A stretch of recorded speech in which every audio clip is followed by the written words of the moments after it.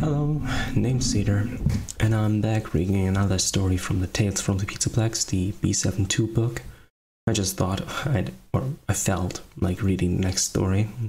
Been a while since the B7-2 story, which I kind of thought was disappointing, so I guess I didn't really feel the need to come back and read another one.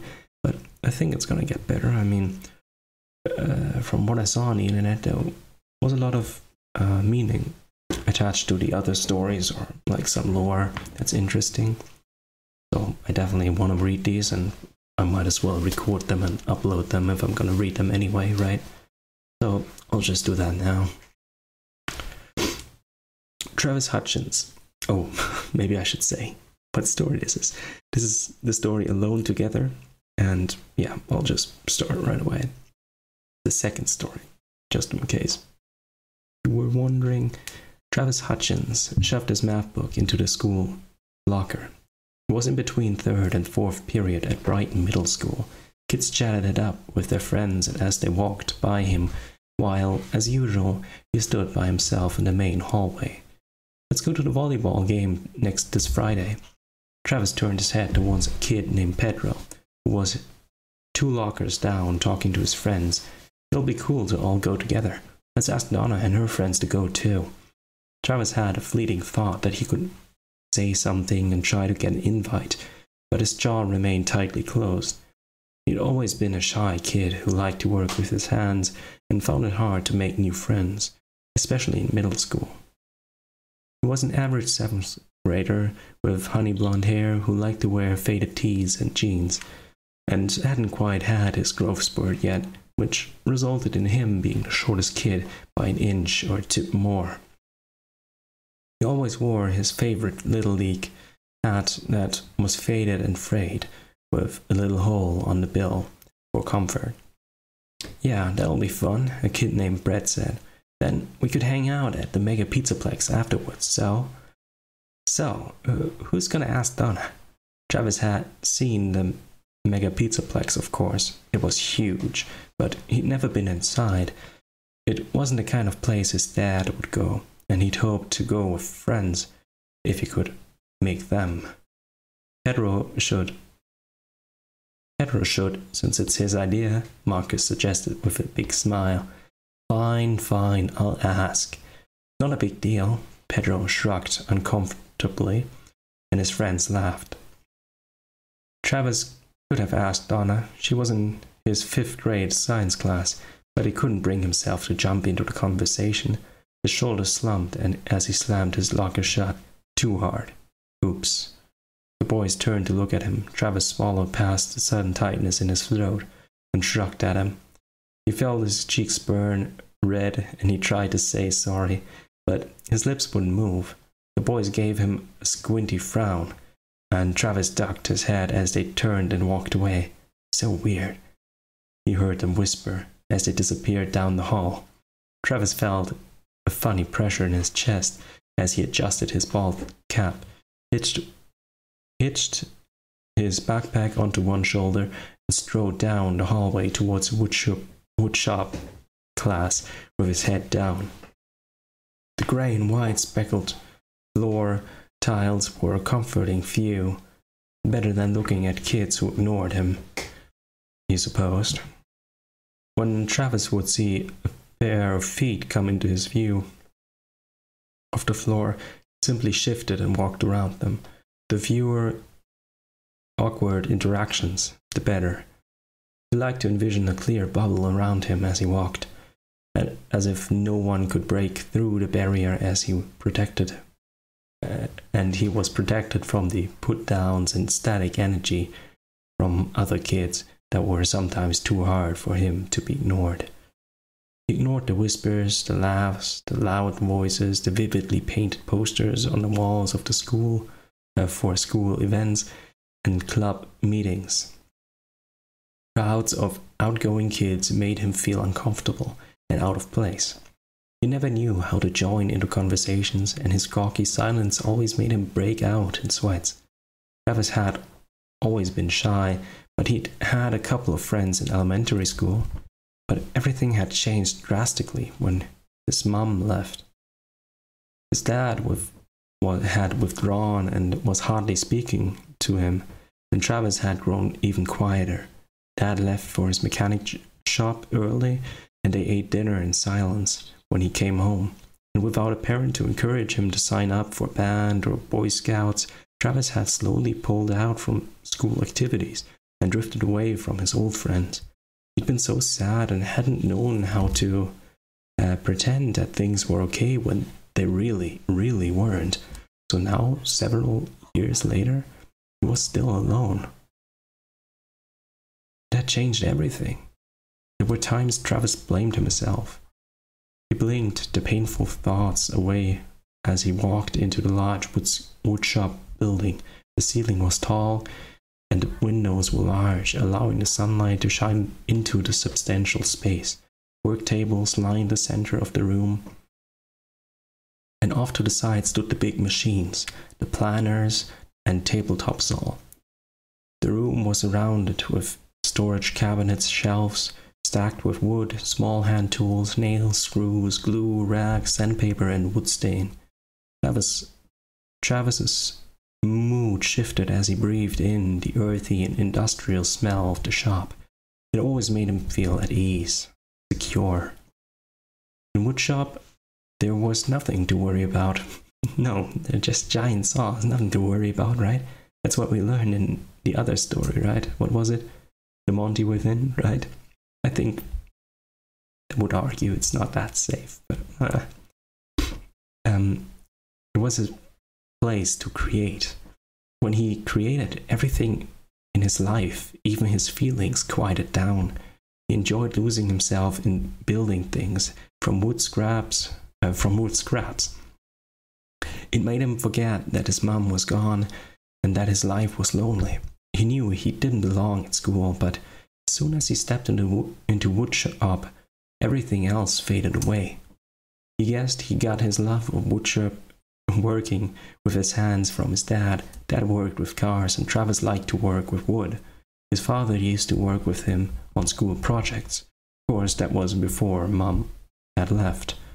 Mr. Middlefield was at the head of the class, cleaning off his work table and scattering small pictures around the tabletop. Bell rang and he looked up at Travis. "You know the rules.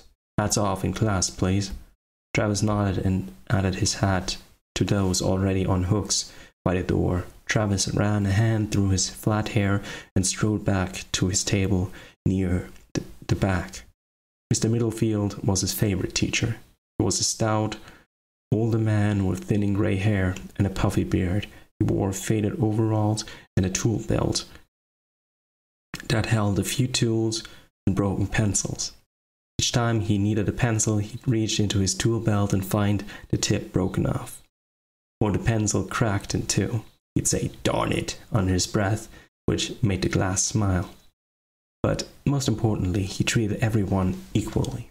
He didn't have favorites, and he never made snide remarks to kids. He was just a regular guy who seemed to enjoy teaching and working with wood. Mr. Middlefield scanned the seating chart for attendance and then typed into his computer any absent students. A moment later, he cleared his throat and adjusted his thin, circular glasses on his stubby nose. "New semester project, and it's big, folks. You'll have a full 6 weeks to plan and build the project. 7 if needed." His thick fingers spread out in front of him, and a smile curved his small mouth, nearly hidden within his beard.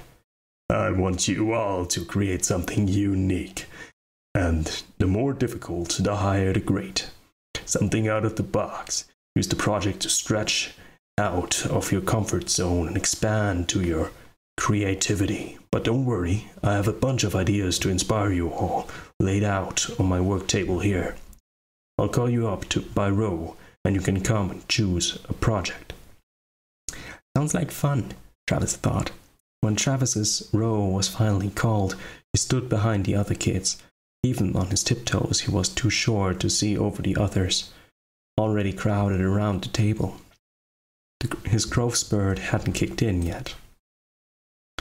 When he finally squeezed his way to the front, Travis's mind leaped at the project ideas There was a wood go-kart. Maybe he could get his dad to help him with the wiring since it had wheels. He also spotted a mini lemonade stand and a pedaling wood horse, but then he saw something different. It seemed to be a large cabinet with an automaton. How do you say that? Automaton attached, a mechanical device shaped as a human figure that could play a game of chess against any opponent. The chessboard was on top of the cabinet, and the opponent could sit on the other side to play. In black marker, the picture was labeled underneath Mechanical Turk. Wow! Travis tilted his head in interest. Now that idea looked challenging. He could pretty much lose himself in this project for a good while, but would it be too challenging? He still would like to get a good grade on the project. He looked around to see if there was something else that interested him, but his eyes kept veering back to the picture of the Mechanical Turk, as if he was drawn towards it. A kid named Pat whispered to someone next to him, "That Mechanical Turk looks tough. No way I'm choosing that one." "Yeah, no way," the kid whispered back. "Looks like it could take way longer than 6 weeks to build." Travis adjusted his hair as he studied the picture of the unique device. He could change the historical automaton that sat at a table to something else, something more contemporary. What about the sun from Freddy Fazbear's Mega Pizzaplex? Technically, he was thinking of Sun, an animatronic he'd seen on a commercial, on a poster outside the Pizzaplex building. He'd been intrigued by its bright yellow and red colors. Those bold sun rays that encircled his head. Travis had never liked the name Sun and had taken to calling him the Sun Man in his mind. It's not like he had friends that would correct him. Adding the Sun Man would really grab Mr. Middlefield's and the class's attention. Maybe he could even start making some friendships again, but it was okay if he didn't make any new friends, he quickly reasoned. Travis envisioned the project as he walked back to his work table. He saw the project in his mind and envisioned the pieces and structure to bring it all together. He supposed that was what made him really pretty good at wood shop class. He grabbed his notebook from his backpack and started sketching out ideas he saw from the picture. He tapped his pencil on his chin. He would have to do some research on the inner workings of the device. He smiled. It was going to be super cool. Isn't it? Wood shop class? Why is he making an animatronic? Or a device anyway. Well, whatever. Travis's dad had forgotten to pay his lunch tab at school again, even though he'd been reminding him. Not to mention it had been tough for his dad to juggle things as a single father. Most of the time he forgot to do the laundry or even run to the grocery store. Travis spotted a couple of milks and a chocolate pudding on the table and grabbed the pudding. Some of the kids would leave food behind when they didn't want something. But who didn't want chocolate pudding? Honestly, good move. I mean, if it's unopened, why not? But do they not clear the trays away? Oh well. Travis slipped it into his backpack and continued out to the front of the school and sat under his favorite tree. He looked up at the long, gnarled branches that were dotted with yellow and orange leaves. So it's autumn, okay. They rustled in the slight cool breeze, but it was too early for them to fall. He took out his notebook and opened to the page where he'd started sketching the Sun Man. Since the Sun Man was sitting behind the box cabinet, Travis wouldn't have to build the whole body, so he focused on making detailed sketches of these automaton's arms and head. As he was sketching, he felt a little tingle on the tip of his nose. He frowned. When it tingled again, he glanced up. Across from him, under another tree, was a girl he hadn't noticed before. He quickly looked down at her sketchbook, as if she hadn't just been caught looking at him. She wore all black and had shoulder-length brown hair with streaks of purple. Travis didn't know her name, though she might be new to Brighton Middle, especially since he was sitting alone at lunch. He could go talk to her, he considered, introduce himself and make a new friend, but there was that funny pressure in the center of his chest at the idea, so he didn't. Instead, he continued working out the details of the project and pushed everything else out of his mind. After school, Travis headed to the campus library. The hush of the huge room settled on him immediately. Students whispered. You heard pages turning and books sliding across shelves, and there was a musty scent that accompanied old books that had been handled for a long time. He used the library computer to research reserved for the catalog and was disappointed to find that there was only one book in the whole library about the Mechanical Turk. Travis wrote down its location and scanned the rows of shelves. He wandered the shelves and then stopped short when the book wasn't there. He frowned and looked at his note card, then looked back at the shelf. It was definitely in the right spot, but the book was apparently missing. He sighed. Someone must have checked it out already, which meant someone else could be building the same project for Woodshop Class 2, or doing some sort of school report. He shrugged. That was okay, he told himself. If it was for Woodshop Class, what was the chance they'd also be building the Sunman? Travis's project would still stand out. Probably. He looked over at the librarian at the front desk. He had a line of kids she already had to help, so he didn't bother waiting in line to ask for her assistance. It was better when he didn't have to talk to others anyway. He would just have to see what he could find on the computer on his own. He made his way over there to the 3 computers in the library that were already occupied by students. He sighed again. Maybe he could just ask his dad if he'd ever heard of the Mechanical Turk before. Maybe his dad could find some time to help Travis with a project this time. Travis tried to visit his grandma before he got home. She lived a few blocks away in a small apartment complex for senior citizens. Grandma had called it home as long as Travis remembered.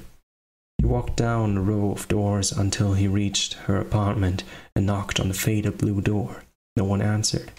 Travis shifted on his feet and knocked once more. She hadn't been home much recently, and he had hoped she was okay. Maybe she was at a doctor's appointment or visiting a friend. He was worried, but mostly disappointed. Travis loved talking to her. Grandma always told him stories about growing up on her grandfather's farm, like how she'd been bucked from a horse or how she would chase the goats and chickens around their yard. She even told him old ghost stories and myths. He couldn't get enough of them.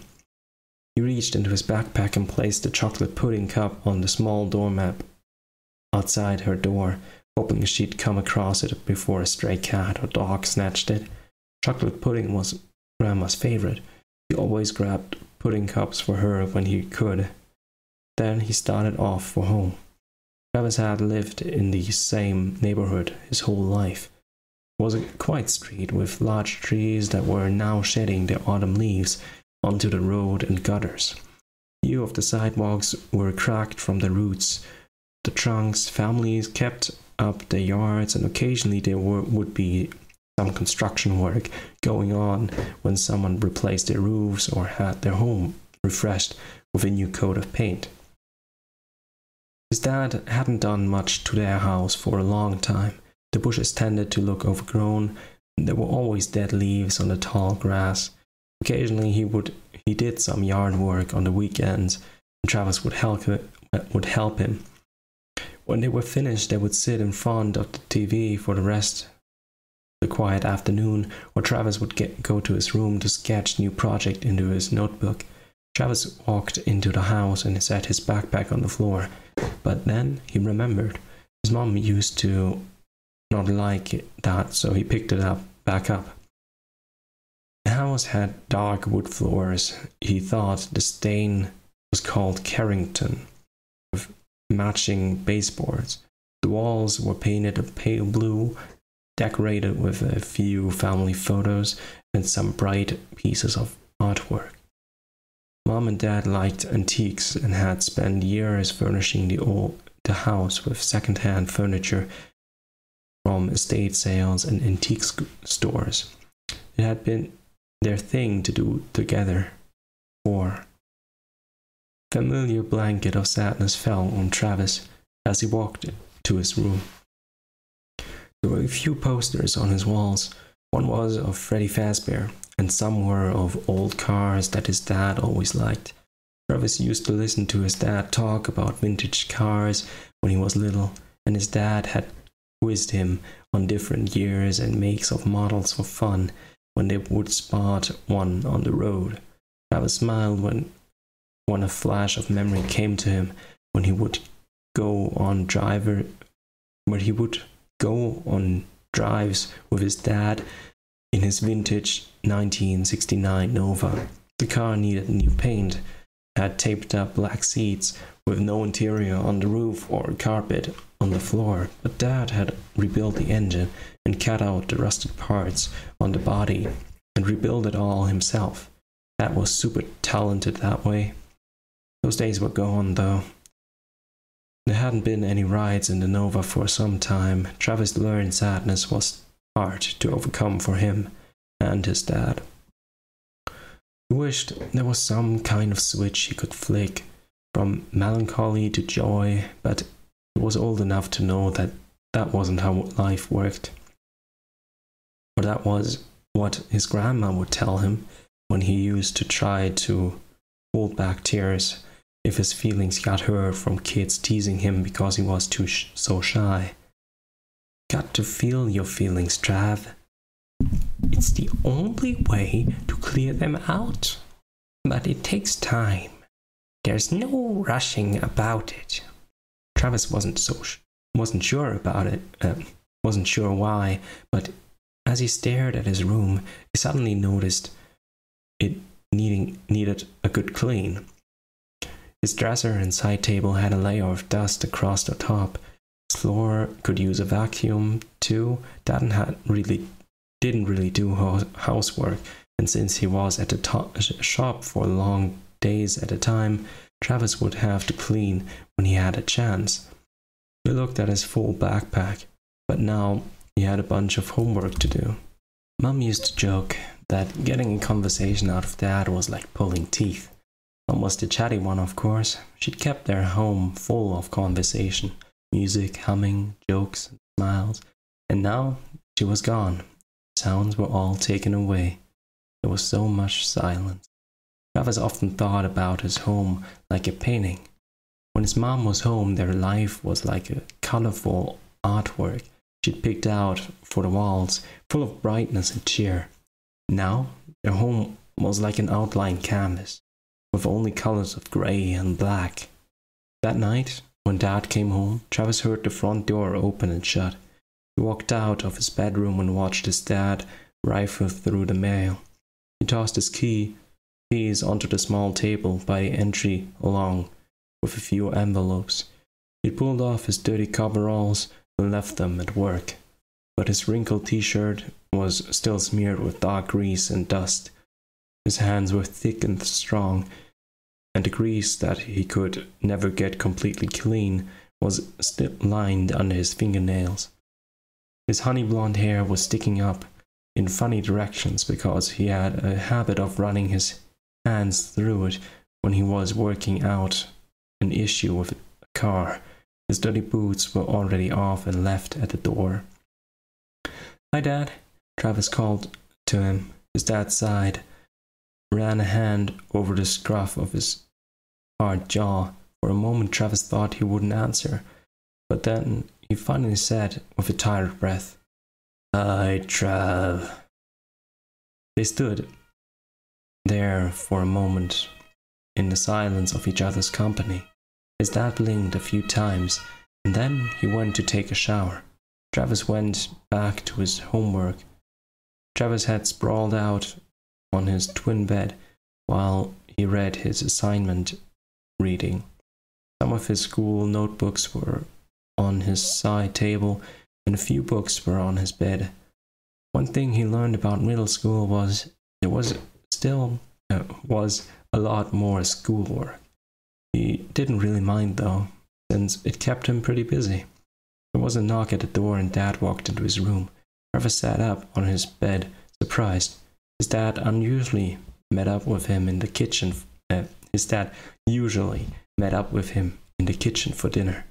Dad was freshly washed. Travis could smell the flowery shampoo. Dad had never changed the type of shampoo Mom always bought, even after she left. Dad wasn't good with change. "Hey, Dad," Travis said. His dad said hello with his usual meaningful glance and went straight to Travis's side table and picked up his woodshop notebook. He started to skim through the pages. Travis began. "I have a new woodshop assignment. Those are my notes for an automaton device called the Mechanical Turks. I don't know if you've ever heard of it before. It's something from history." Travis lifted his cap and scratched at his head as his dad turned the pages. His dad nodded. Then he smiled. When he must have seen the sketch of the Sun Man, Travis's lips curved as he adjusted his hat back on. "I know I've never been inside the Mega Pizzaplex, but sometimes when I walk by it, I see the Sun Man with a big smile on the poster, or when we watch those new commercials on TV. He's pretty cool looking with those sun rays around his head. Anyway, I know it's kind of silly. I was wondering if maybe you could help me out with it?" His dad scratched his jaw. "It's doable," he muttered. "You've always been creative, Trav." Travis's eyes widened and his chest swelled with pride. "Yeah? Thanks, Dad. So, you'll help me? I could really use the help. I don't know if I can finish it by myself within 6 weeks." "Yep, it's doable," he said, as he walked out of the room with the notebook in hand. Travis followed him behind him, excited as he expelled a relief breath. "Maybe we could salvage some wood from your work yard, or we wouldn't have to put too much money into it." Travis knew sometimes money was tight with a small family-owned business. Dad placed Travis's notebook on the table and began to open 2 cans of chili and plopped the beans inside a pot on the stove. The kitchen was a good size and still had his mom's touches. The kitchen had deep white countertops. Mom would leave her favorite cooking devices out, such as her mixer and her coffee machine and steamed milk. Those were gone now, but she left one of her favorite cookbooks and a couple of antique knickknacks. Travis wondered if she'd remember, come back and get them. He'd really like to see her. It had been a while. Travis sat at the kitchen table, telling Dad about his day. He didn't mention how no one talked to him. He was embarrassed for his dad to know that he didn't have any friends. "I went to Grandma's again, but she wasn't home. I think she might have had a doctor's appointment or something. And then there's this new girl at school. She just sort of stared at me and then looked away when I saw her. I think she might not have any friends yet." His dad grunted as he set 2 bowls of canned chili and slices of toasted bread on the table. It was one of their regular staples for dinner. Travis didn't mind. He liked chili. They ate in silence as Travis watched his dad turn the pages of the notebook. Travis didn't have any more to say about school, so he just watched his dad's expressions. He was just so glad his dad was ready to help with the school project again. He didn't want to say anything to change his mind. When dinner was finished, Travis got up from his chair. "Well, I better go up and finish my homework. Thanks again for helping me with the Mechanical Sun Man. Dad, it'll be fun, huh?" His dad sat back in a chair, looked at Travis, patted his own belly. His mouth curved and he gave a little nod. Travis smiled back, then jogged to his room and sat on the bed. He glanced at the picture on his side table. It was a picture of when Travis was little. Maybe he was in 2nd grade. His mom and dad sat with him at a school picnic. They were smiling together. They were each smiling. Travis remembered it had been such a fun day. They'd played games, had hot dogs. The best part was they had been happy together. Travis felt a familiar heavy feeling and his eyes began to burn. He blinked them away and went back to his school reading. There was nothing more to cry about. Things were looking up because his dad was ready to help him again with the woodshop project. It was going to be really great. Travis scanned the computer search he typed in at the school library. He had to come in extra early in order to get a turn at the computer. When his dad left for work that morning, Travis awoke with the sound of the front door closing. He'd scrubbed at his tired face. He'd been dreaming of building the mechanical sun man, but the images faded away as soon as he awoke. On the computer's search engine, he eventually found a historical website dedicated to sharing information on his chosen woodshop project. The device had been seen as miraculous. In the 18th century, no one had ever played chess against an automaton before. It was way before AI and computer programming were commonplace, but it had all been an illusion. Travis tapped his chin with a pencil. Why did he feel he knew this already? He guessed Mr. Middlefield had likely mentioned something to the class. There were hidden compartments built inside a cabinet where a person would hide and operate the automaton to play against the knowing opponents. Travis frowned at that. It sounded silly that no one knew the truth until many years later. An image flashed in Travis's mind of the cabinet's interior compartments, which were split into 2 hidden compartments covered by an faux wall. He hadn't slept well the night before, but he'd been pretty excited to have his dad on board with the project. Travis sketched in his notebook as much as he could of the interior's hidden structure of the device, making a few notations on the dimensions that he could fit his entire body if he curled up his legs. For some reason he had a flash of deja vu, as if he'd done this before. Wait, what?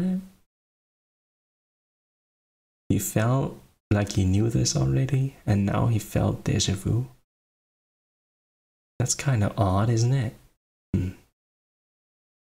Like he'd done this before. Researched, sketched out the pictures. He shook his head. No, he knew he hadn't done any of this before. Right. The morning bell rang. Travis grabbed his notebook and backpack.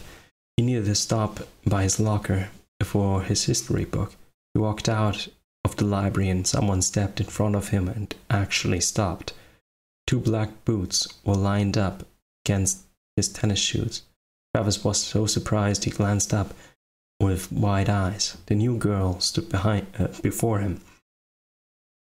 For a brief moment, their gazes met. She smells like cinnamon toast, was his first thought. Okay, kind of weird. Then, as he studied her face, he realized she had big, dark brown eyes with long lashes. Her nose was small and her lips were full. Travis was caught so off guard, his mouth opened to say something, anything. But all that came out was, The girl jerked her head down and detoured around him. Travis swallowed hard and watched her quickly walk away, not meeting anyone else's gaze. She wore an oversized black sweatshirt and black jeans. The school bag hanging from her shoulder was mixed with purple and blue. He repeated. He shook his head at his choice of vocabulary and hurried to his locker before the final bell rang. Next time, he'd have to introduce himself and ask her name. Maybe. Travis's mind drifted in class. He was back in the woodshop, laying out tools on a work table. He thought it was him because all he could see were hands building the structure. He was measuring the dimensions and cutting the slats of wood and then hammering the base of the cabinet together. Sure, Travis could envision how to make projects, but he had never before watched the perspective of his own hands building something as if he was watching from a distance, as if it was part of a movie. Weird. Is he dreaming? What's going on here? The bell rang and Travis jerked back to the present.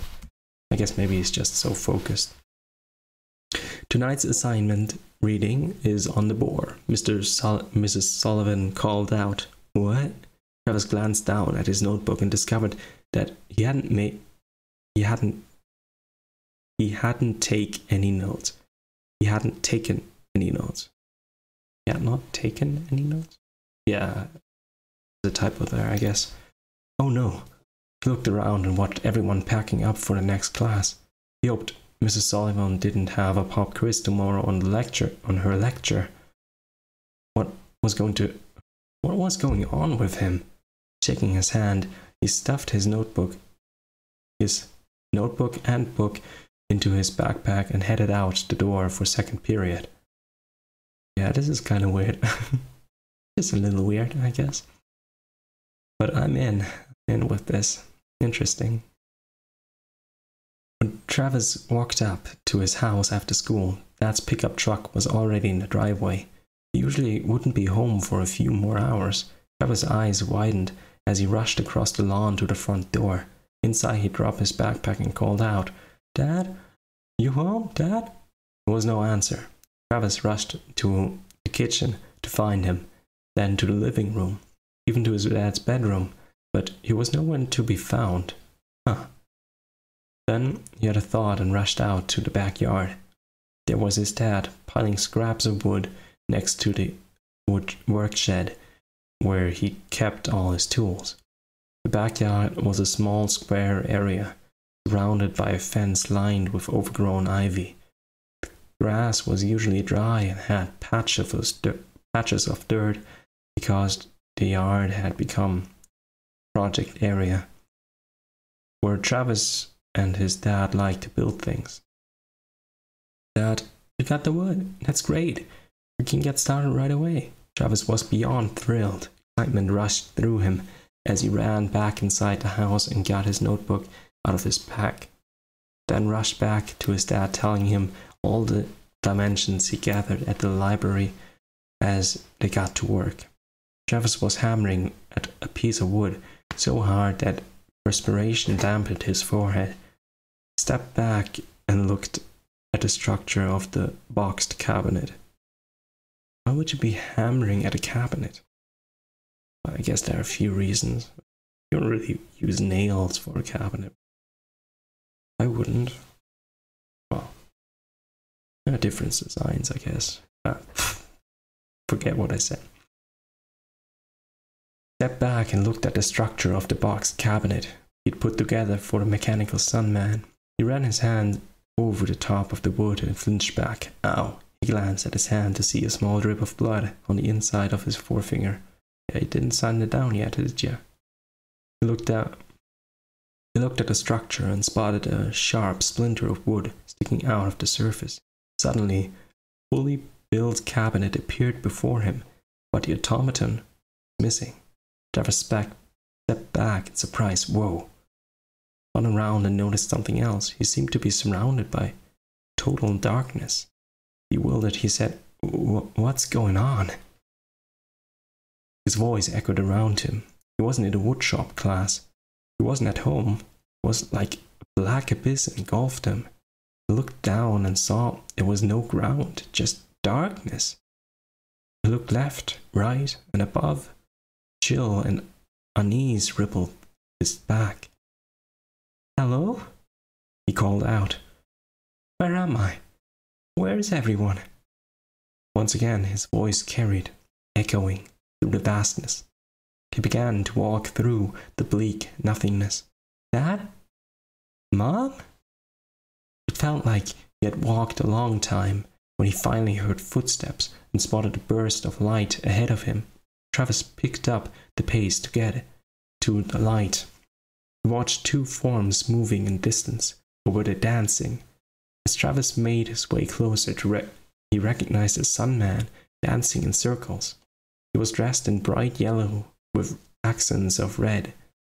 His nose was pointed, his smile was wide. His hands moved around. Travis was very aware of his long, thin fingers. He wore puffy strap pants and pointed shoes. Then he moved. Little bells jingled from his shoes and wrists. He was with another character, a brown bear wearing a black bow tie and a tiny top hat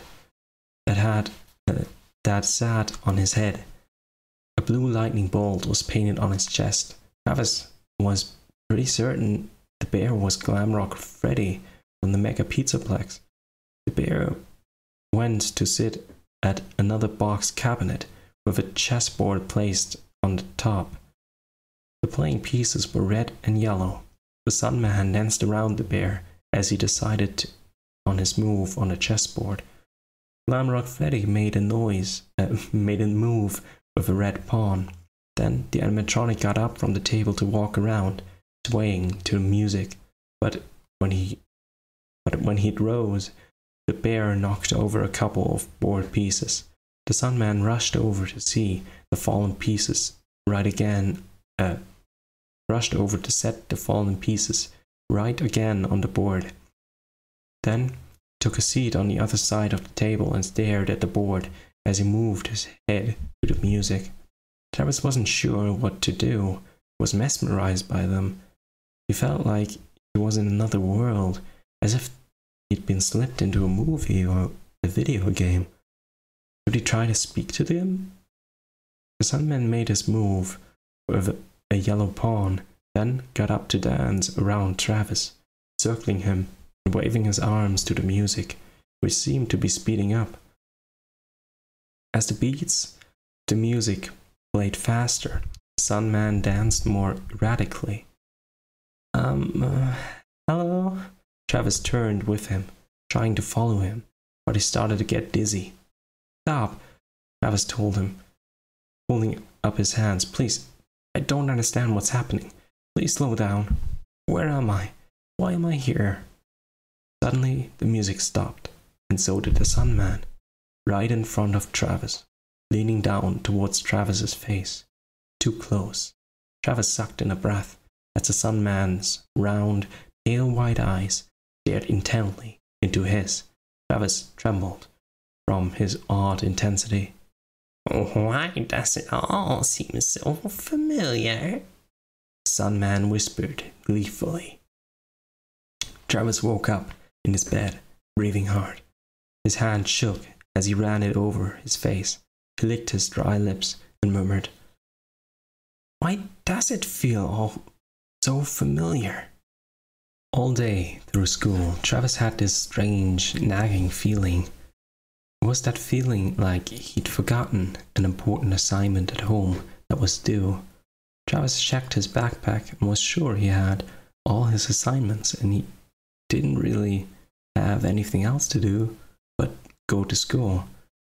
It was like something was off, but he just couldn't put his finger on it. He hardly paid attention in his classes and instead stared at his notes for the woodshop project. He studied the Sunman sketch and kept replaying the strange dream in his mind. Should he talk to his dad about his odd, familiar feeling he'd been having? Or would that just distract his dad from helping him with the project? He hoped his grandma was home after school. He was always good, helping him try to figure things out. It was like something was off, but he couldn't put his finger on it. He hardly paid attention to in his classes, and instead he stared at his notes for his woodshop project. He studied the Sunman sketches and kept replaying the strange dream in his mind. Should he talk to his dad about his odd familiar feeling he'd been having? Or would that just distract his dad from helping him with the project? He hoped his grandma was home after school. She was always good with helping him try to figure things out. Luckily, he found an extra chocolate pudding left out at lunch and he stuck it into his backpack for later. He walked to the front of the school to sit under his tree and discovered it was occupied by the new girl. She was sitting in his usual spot under the tree, sketching in her book. Travis blew out an annoyed breath. He glanced at the tree and he'd noticed her under and observed that there were 2 other kids sitting under it. He'd been kicked out of her spot too. He almost turned around and walked away. He had too much on his mind. Maybe he could go to the library? Then he took a breath and decided on a whim to walk over to the girl. He felt his breathing increase and his jaw clench as he made his way closer. He stepped in front of her and adjusted his backpack. His stomach felt like it was twisted in knots. He opened his mouth and nothing came out. He swallowed hard. "Hey," he finally managed. Her shoulders stiffened, and she dropped her head lower into her book. Her hand seemed to clench around her pencil even tighter. This is, my usual spot," he told her. She mumbled something. Travis lifted his eyebrows. "What?" "I said, I don't see your name on it." She spoke quietly, without looking up at him. "Oh, no, but I sit here every day. It's like my usual spot for lunch. Since you're new, you probably didn't know that, and it's okay, really. Well, I'm here now, so go away." Travis frowned. She wasn't very friendly, and she wasn't going to give up the tree. He looked on the other side of the trunk. "Mind if I sit on the other side?" "Fine.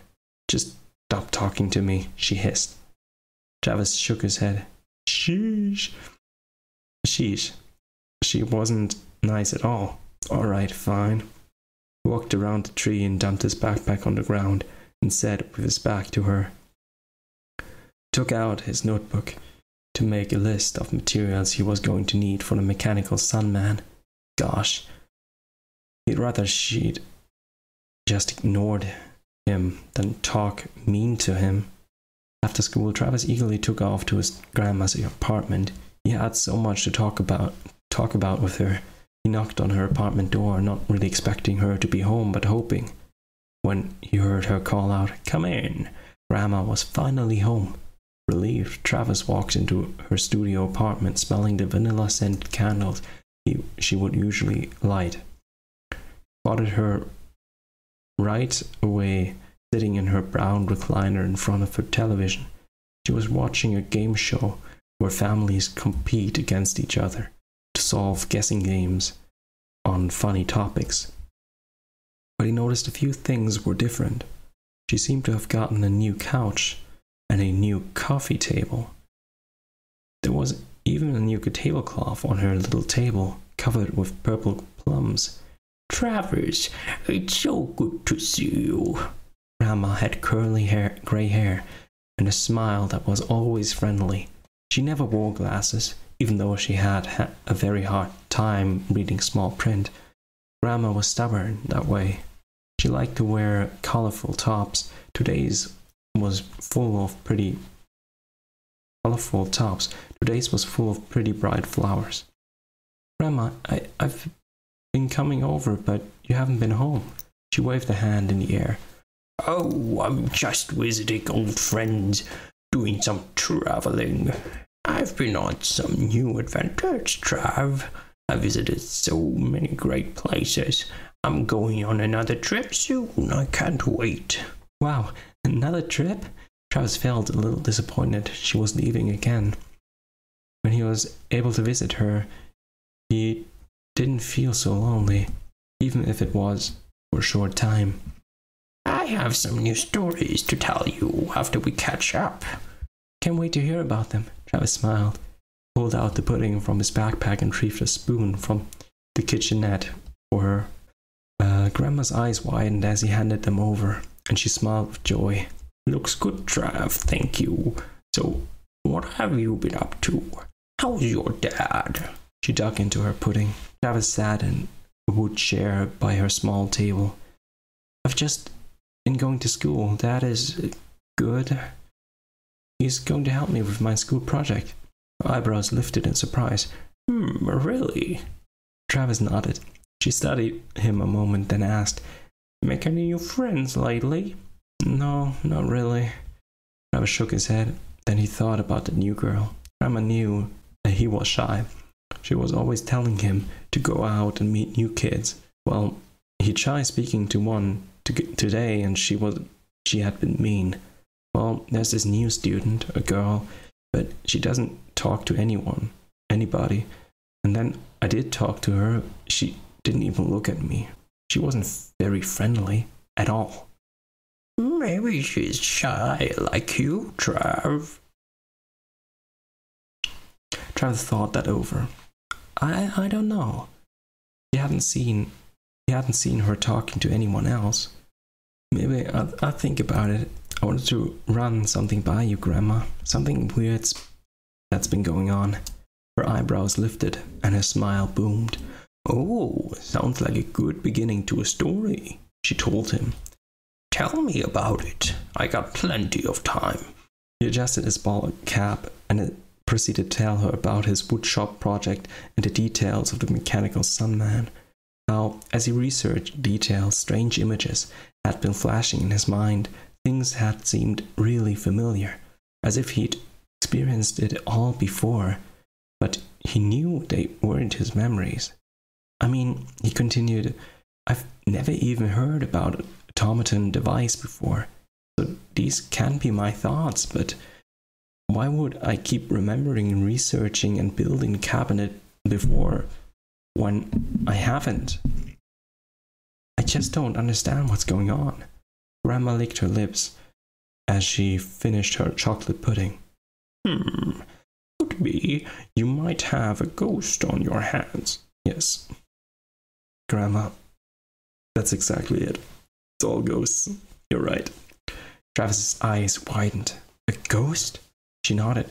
Oh yeah, I was haunted by a ghost once. It was you. And then I died and I was a ghost too. And now I'm haunting you. Ghost haunting ghost. Sorry. Back to this. How did you know you were haunted? Well, there's 5 signs a ghost is around you. Travis leaned forward, intrigued. Really? What are the signs, Grandma? Grandma held up a forefinger. 1. You start to have funny dreams and flashes of memory that are not yours. It's like they possess your thoughts when they're near. He flashed 2 fingers, so 4, counting the signs. 2. You can feel chills or a tingle in your arm or back when they're around. 3. There could be sudden movements of objects or sounds out of the blue. 4. If they really attach themselves to you, sometimes you can hear thoughts in your head as if the ghost is talking to you. And 5. If you are really gifted, this is pretty rare, you might even see the ghost with your own eyes. Travis sat back in his chair with his mouth gaping in silence. Wow, that's amazing. Some of those signs sound exactly like what was going on with Travis. Definitely 1 and 2. A chill radiated down his back. The thought of ghost possessing his thoughts. So I'm maybe sensitive to this ghost? So unreal. Who was your ghost, Grandma? Oh, Travis, talking weird. A woman who had died years ago on my daddy's land. Most ghosts linger around the place they died, especially if their remains are undiscovered. Wait, so could it be the mother? Oh, let's not theorize. They travel around the places that that are familiar to them. What did you do about her? She shook her head with a long sigh. There was nothing I could do. I didn't know how to help her yet. I would have vivid dreams about her old life on the farm. I tried to tell my ma and daddy, but they didn't believe me. For weeks, I searched high and low on every inch of the land. I couldn't find her body, though, so I had to just live with her around every so often till I grew up and moved away. She wasn't so bad after a while. I got used to her. Travis couldn't imagine having these weird feelings and images all through middle school, distracting him from his schoolwork and projects. Since this has to do with my current school project, do you think it's an older student of Brighton Middle School? Someone who had been at the school some time ago? She nodded. Could be. But why now? Why me? Could be there's a familiar tie between the two of you with the same project you're set to build. Anything special about this cabinet? Well, it's pretty unique. It has hidden cabinets inside that can be kind of tricky. It's also the perfect place to stuff some body. Travis frowned. You don't think the ghost's body is trapped inside the cabinet? That would mean... Grandma scooted forward in her recliner, her eyes eager with excitement. But there was something else in her eyes, as if she knew something that he didn't. It was hard to tell with Grandma. Yep, if it's a ghost, she told him. The ghost may have died at your school, Trav. He might need you to find him, so he can move on. He could be trapped in that thingamajig, waiting to be discovered. Wouldn't that be something? Yes, it would be traumatizing. But, Grandma, you go. Travis swallowed hard. Yeah, that'd be something. Traumatizing. Ha! It was really a lot to take in, especially now that he had his hands full building the woodshop project with his dad. Well, I better get going. I hope you have a good trip, Grandma. I'll miss you. His grandma smiled at him. She opened her arms and Travis stood to give her a hug. He felt a brief comfort as she patted his back. I'll tell you about my new adventures another time. You'll find your answers, Trav, just like I did. Don't worry. Don't you worry. Travis walked into his house and looked out the window at the backyard. The structure of the mechanical sunman he and his dad had started to put together. It was bare-boned at the moment, with no sides, just some pieces of wood to form the main box of the cabinet. A sudden feeling of panic rushed over him. He flashed to darkness and heavy breathing, as if someone had been inside something dark. His hands went out in front of him, as if he was shut inside something wooden. Travis's chest tightened. He grew so hot he actually began to sweat. He thought about what his grandma had said. He might need you to help find him so he can finally move on. He would be trapped in that thingamajig, waiting to be discovered. Travis fisted his hands together, trying to pull himself out of the ghost's feelings. Not my memory. It's not my memory. He took in a deep, big breath and exhaled as the memory drifted away. This is what I have to do, he murmured. I have to find the ghost's body. Travis looked again at the beginning of the woodshop project. Sorry, Dad. I'm going to need to take a little break on the project to help someone out. I hope you understand. If a student had died inside the cabinet at school, maybe Mr. Middlefield still had the structure in storage. Wait. I guess my ghost theory doesn't work out because Mr. Middlefield told him to take off the hat in the first class. Travis couldn't investigate stuff when everyone was there though. He needed to be able to get into the past school files without being seen. in order to find out more information about a missing student. He rushed to his room and scribbled a note on a piece of paper to his dad that he was staying the night at his friend Pete's house. Not that he'd spoken to Pete in a long time, but his dad wouldn't really know that.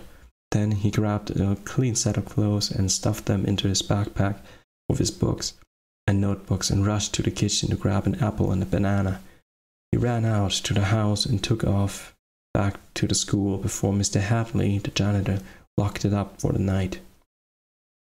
Travis jogged all the way to the school. He had to admit that being haunted was pretty interesting. Travis lived a pretty uninteresting life. He went into the school, he went home, he did his homework on repeat. Now, with this ghost entering his life, it was like he was feeling emotions he hadn't felt in some time. Eagerness, anticipation, interest. When he got to the front steps of the school, he was breathing hard and perspiring on his face. He scanned to see if anyone was around. He spotted a couple of kids sitting outside, but they weren't paying attention to him, so he slipped through the main doors. The hallways were quiet, except for a few murmurs from teachers still in their classrooms. Travis couldn't help noticing how odd it felt being in school when it was nearly empty. He racked his brain on where to hide. For the time being, he settled on the library, where he could use the librarian's computer to access the school's network. Travis looked up at the ceiling for the school's security cameras, which were attached to certain areas of the hallway. He had never really paid attention to them before, but now he realized he could be caught sneaking around on a camera and get in big trouble. Luckily, there weren't a lot of cameras. They were often pointed in one direction. He might be able to avoid some of the cameras by pressing himself against the wall out of view, just not all of them. He tiptoed by the bathroom and then quickly walked down the hallway, trying to appear normal. If he ran into someone, he'd just say, "Oh, I forgot a book I needed for homework." Not that he was good at fibbing. His mom had always known he was fibbing because his cheeks would grow red. He was about to turn a corner when he heard two teachers chatting and walking closer. Travis glued himself against the lockers and held his breath as they walked by, not noticing him. Phew, that was close. After the teachers passed, he rushed to the library door. There was a camera above the entryway. If he glued himself to the other side of the hallway, he might not be filmed. Travis pressed himself against the wall and snuck under the camera's view. Luckily, the door was still unlocked. He walked quietly into the library. He heard a copy machine working in the back room behind the counter, so Travis rushed to the farthest bookshelf and crouched down and hid in a corner, with his heart beating fast in his chest. He hunkered down to wait until the librarian left for the evening. He hoped she didn't stay too long. About an hour later, after he heard the librarian leave and lock the door, Travis crept over to her computer. His stomach felt twisted with nerves. The lights were off and the daylight had drifted away to evening through the windows. He hoped his dad found the note and wasn't worried about him. Travis looked around him, tried to shake off an uneasy feeling that he was doing something wrong. Not hurting anyone? I'm just trying to help out a ghost, he told himself. Honestly, that just made him feel weirder. He couldn't help thinking that a ghost was just a lonely kid like him trying to find his way. Every day felt like that to Travis. He wasn't really good with change. He hadn't adjusted to not having both his parents together. He still wore his Little League hat, even though he had only played a couple of seasons. He'd often struck out and kids made fun of him when he couldn't catch a fly ball. Dad had been a little disappointed when he had quit, since he liked to help the coach out and spend time with him doing something fun. Travis wore that hat to remind them the time they'd spent together, even if it hadn't been perfect. Remind them of the times they spent together. Now Travis realized he should have kept playing Little League for his dad. He should have ignored the teasing kids so he could be closer with him. Maybe instead of all the quiet evenings, would have forced his dad to talk and interact more with Travis. A little too late now. The computer stopped rebooting and flashed with a password request on the screen. Oh no, Travis rubbed his face. Now what? Maybe the librarian had a password written down somewhere? He started looking around the desk for a note. Saw a few papers taped around the computer, but nothing that looked like a password. Then he opened the top drawer of her desk. He found a couple of mint candies, pens, pencils, paper clips, a key ring with a few keys. He spotted a large leather-bound notebook and grabbed it. Sure enough, in the inside top corner was written, password, library 1234. Travis quickly typed it into the password box and he was logged into the school system. Yes. Put the notebook back and shut the drawer. Then clicked into the school's systems with the computer mouse, trying to figure out where to go next. Where to?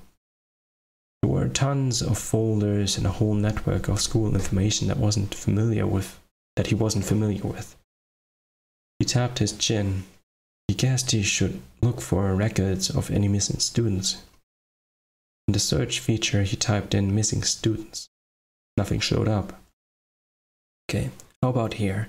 He began to look through a ton of folders on the past students of Brighton Middle, but none of them noted that any students had appeared, although there were time periods of when students attended the school. He sighed. Would he think it would be so easy? But he knew the ghost had to have been in woodshop class, since he had likely built the same automaton device that Travis chose to build. He looked into Mr.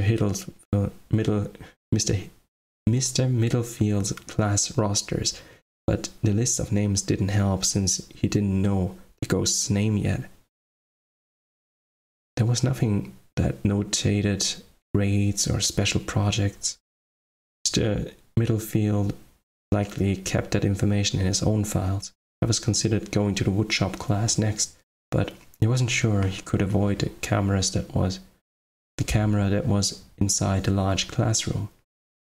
Travis recalled seeing the camera pointed directly towards the center of the room, straight at Mr. Middlefield's computer. He then searched through some of the technical folders and he came across the CCTV network, which was the closed circuit cameras for the school security system. He started scanning the camera footage for the previous years in the woodshop class. It seems the school had upgraded just recently. There was an older system that only saved camera shots a few times a day, stored the snapshots in dated folders. There were hundreds and hundreds of files. Travis realized this could take forever. Good thing you're a ghost. You have the time. Well, he was already this far. He was determined to help the ghost. Travis took out his apple from his backpack and started eating it as he settled in for the evening to scan all the footage from previous woodshop classes. Hours passed. Travis's eyes dropped, straightened in the chair and blinked his eyes rapidly in order to stay alert. Come on, stay awake, focus.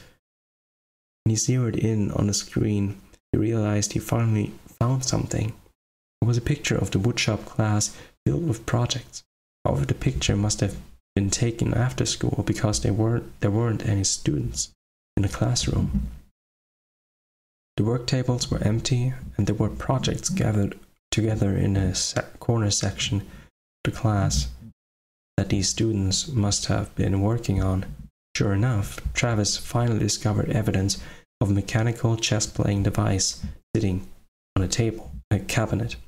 But the This one was with an unfinished automaton with spikes around the head. Spikes? Like sun rays?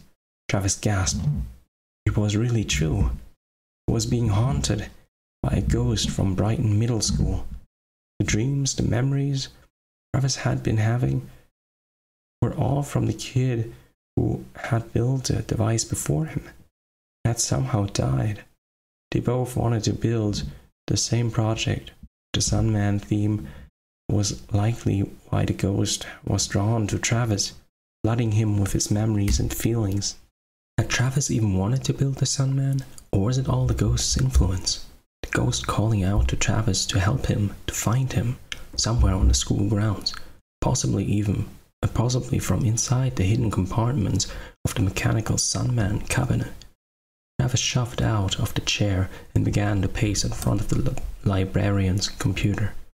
He whipped off his hat and ran his hand through his hair. He couldn't believe this was really happening. Grandma was right. Ghost had chosen Travis to help him because of the connection to the same project. Am I even up to such a task? He wondered. Was just a 7th grade loner. He didn't think his dad would even believe him if he told him about his suspicions. But the ghost was all alone, with no one to help him, just waiting to be found, to be seen. A sensation itched in Travis's gut. He knew that it felt what it felt like to be unseen. He knew what it was like to feel all alone. Travis took a big breath. He had to help him. He had to find the ghost's body so he couldn't be alone anymore. Determined, Travis flipped his hat on his head and sat back at the computer. The photo had been taken over 2 years ago. He searched through the next few snapshots to see when the automaton device disappeared from the woodshop class. The next group of pictures showed the woodshop project slowly disappearing from the classroom. 2 weeks later, a couple school workers were pictured carrying out the unfinished mechanical Sunman. "There you are," he murmured. "But where did they take you?" It had to be somewhere on the school grounds. Travis tried to search for other snapshots in the hallways to see if he could get an idea of the direction the school workers were heading. But he couldn't find anything else. He sat back in the chair, a little defeated. He racked his brain on what to do next. Then his eyes widened when another idea hit. He needed a map of the entire school grounds in order to find all the storage facilities. Travis decided to search for a map of the school. He would search each and every one of the storage areas until the mechanical Sunman was discovered and the lonely ghost's body was found. The next morning, Travis was exhausted. He'd been up all night. After he found a map of the entire school grounds, he printed out sections of the map with the librarian's printer, then took the time to shut everything back down, leaving no evidence of his visit behind. He waited, crouching in his hiding place, until the librarian came in for the day and went into her back room. Then Travis rushed out before she could see him. He changed into his clothes in the boys' bathroom and went to his regular class in a cloudy haze. In first period history class, Mrs. Sullivan liked to jack up the heater. With the warmth, Travis nearly drifted to sleep. Wouldn't that have been embarrassing if Mrs. Sullivan had called on him and everyone laughed at him for taking a nap? At lunch, he went to his usual spot under the tree. Luckily, the new girl wasn't there. He pulled out pages of the map and started circling all the storage areas on the school grounds. There were 7 school storage areas throughout the map: a gym storage area, an attic above the school office, the basement, 2 sheds by the track, a closet in the art department, and a janitor workroom. This was going to take a while. He knew Mr. Hadley was walking around the lunch area at this time. He could sneak over his workroom and take a quick look before lunch ended. Suddenly energized, Travis hopped up and jogged over to the workroom, his pack knocking onto his back. When he got to the door, he looked around to see if the coast was clear. With his hand behind him, he wiggled the knob and discovered the door was unlocked. Attempting to do a little nonchalant whistle, he quickly ducked into the workroom and closed the door behind him. His pulse was fluttering. He hoped he didn't get caught. It was a pretty large room with 2 lights on. One was near the doorway and the other was near the back of over a work table. Travis walked through the room, scanning around. The room was jammed with shelves that were lined with cleaning supplies and tools. There were brooms, mops, shovels, and a couple of rakes. The shelf was filled with paint cans and rollers. There were tools stuffed on one shelf with small boxes and nails and screws. There were broken desks shoved against one wall and a couple of school flags folded on a shelf. A mini fridge was set on a small table near the back work table, and a few thank you cards were taped to the wall for Mr. Hadley. There was no wood automaton device to be found. The eagerness he felt when he rushed over to the workroom deflated like a flat balloon. "Not here," he murmured, as he took out his map and he circled and checked off the janitor's workroom. "It's okay. There's a lot more places he could be. You could be." Then he left out the way he came. He turned the corner of the small building, and there was the new girl, sitting alone against the wall of the workroom, sketching in her notebook. Travis halted abruptly.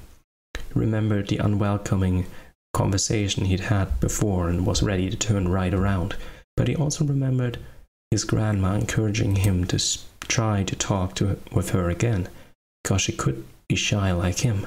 Come on, take a step."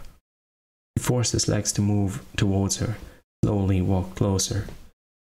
Before he reached her, he had a handful of reasons he should leave her alone. She didn't like him. She was shy and wanted to be left alone. She wasn't friendly at all. She probably thought he was a complete dork. He cleared his throat anyway and wiped his damp palms down the front of his shirt. Her head whipped up as she looked at him, then around them. Travis scanned about too. Kids didn't really venture over to this area of the school at lunch. "I'm not under your tree," she muttered to him, getting back to her sketching. Travis lifted his eyebrows, then glimpsed her sketching a graveyard with skulls and bones. Maybe she'd be interested in hearing about his ghostly experience. I know. Thanks for that. I had to do something over here. My name's Travis. What's yours?" She let out an annoyed sigh. "Marissa." "So you're new here, huh?" She nodded. "Mind if I sit with you?" "Fine, whatever. It's a free country." Relieved, Travis sat next to her, but not too close. "So, where are you from?" "Manor Hall Middle." Travis recalled it was the middle school on the other side of town. "They must have moved with your family." She blew out a breath, as if she was annoyed with the question. "Why are you even here? What do you want?" Travis blinked, surprised by her direct question.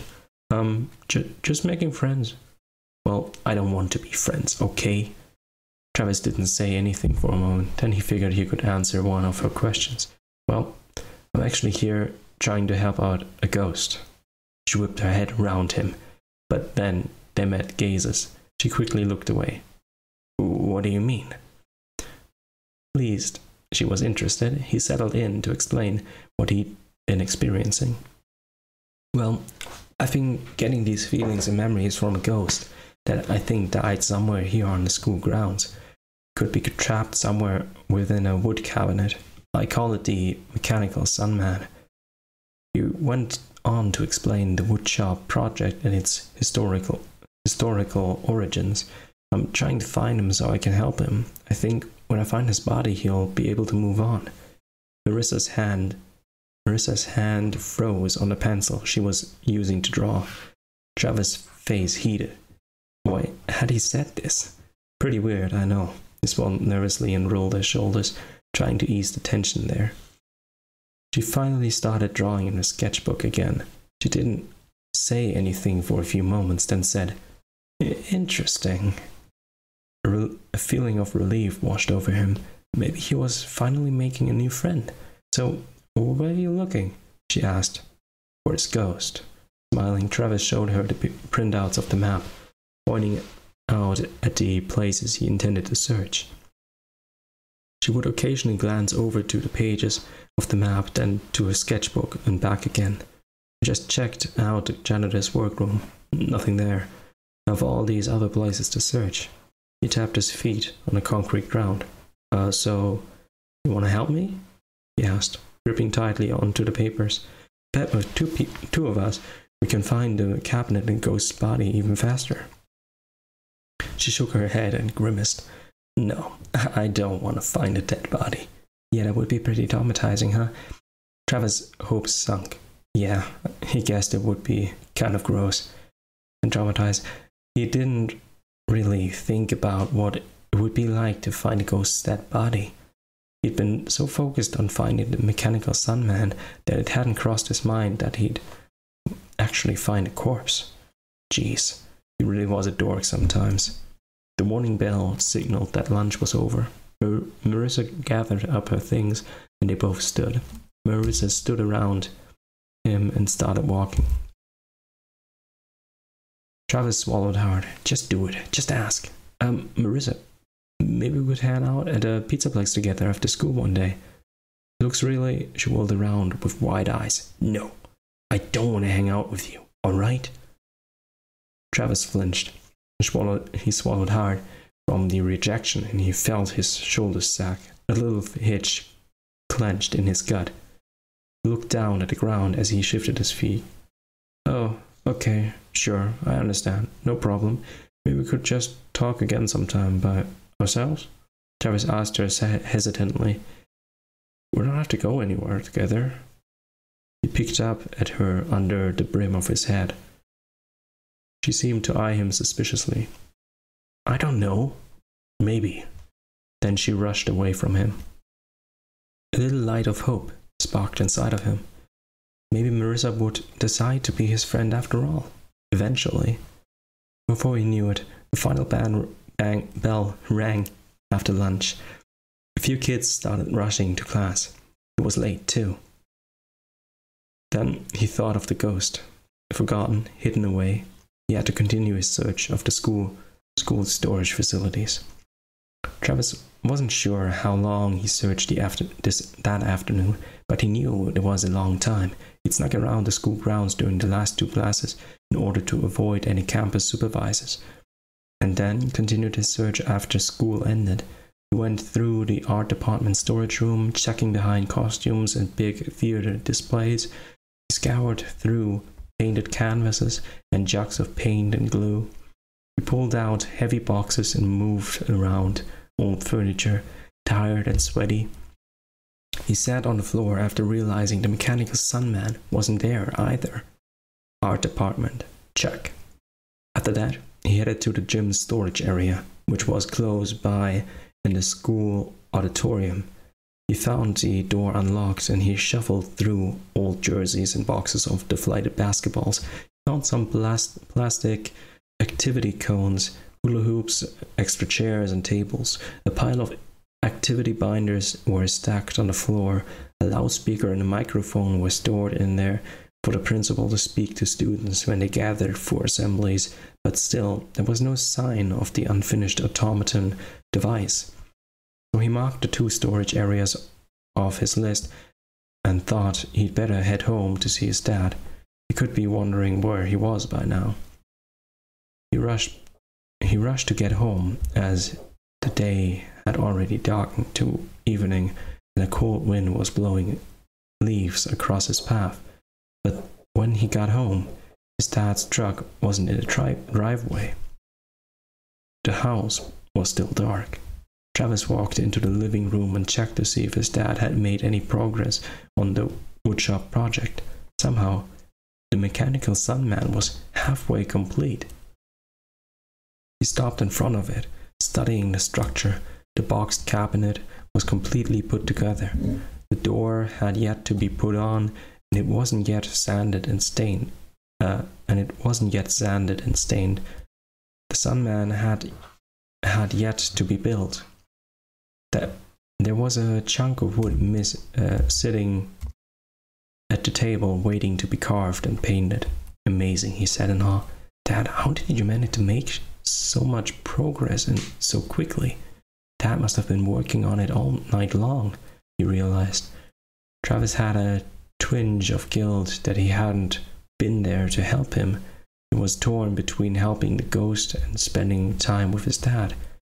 When Travis had asked for his dad's help on the project in the first place, but the thing was, Travis had also been asked for help, and he was doing his best to fulfill the request. That evening, after Dad finally got home, they had Dad's favorite dinner of chili and a slice of toasted bread. Travis was distracted, and his dad seemed to be too. They barely talked. Travis wanted to thank him for all the work he'd done on Mechanical Sunman, but since Dad wasn't saying much, he didn't either. He must be upset with him, Travis realized. When his dad was disappointed, he sometimes gave Travis the silent treatment until he wasn't that upset anymore. Travis felt guilty for upsetting his dad, but he just wanted to find the ghost's body, and he couldn't do it until the morning when he went back to school. Travis had his elbow propped on the table and leaned his head in his hand, staring at his chili beans. When his dad shoved away from the table, he started to clean up the bowls. Travis got up from his chair. I have some homework to finish, so good night, Dad, he said, and walked to his room.